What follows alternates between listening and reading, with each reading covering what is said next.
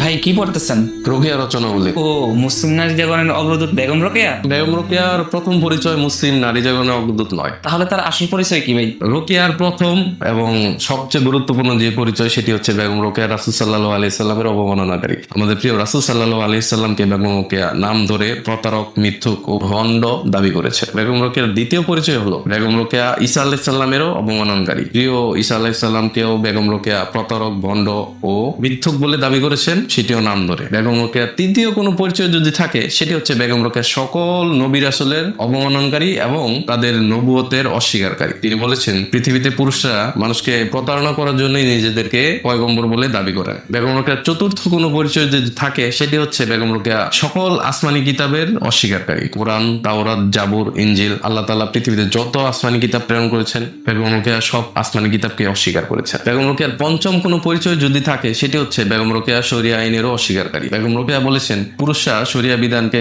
নারীদের নির্যাতনের জন্য তৈরি করেছে। বেগম রোকেয়ার ষষ্ঠ পরিচয় হলো বেগম রোকেয়া পর্দার বিধানের অবমাননাকারী। পর্দাকে বেগম রোকেয়া মক্কা, মদিনা, জুজুবুরি, ভূত ইত্যাদি বলে অবমাননা করেছেন এবং পর্দার বিধানকে অস্বীকার করেছে। সব মিলিয়ে বেগম রোকেয়ার সার্বিক কোন পরিচয় যদি আপনি জানতে চান তাহলে বলতে হয় এই মুসলিমবঙ্গে ইসলাম বিদ্বেষ, মুসলিম বিদ্বেষ ও পর্দা বিদ্বেষের অগ্রদূত বেগম রোকেয়া।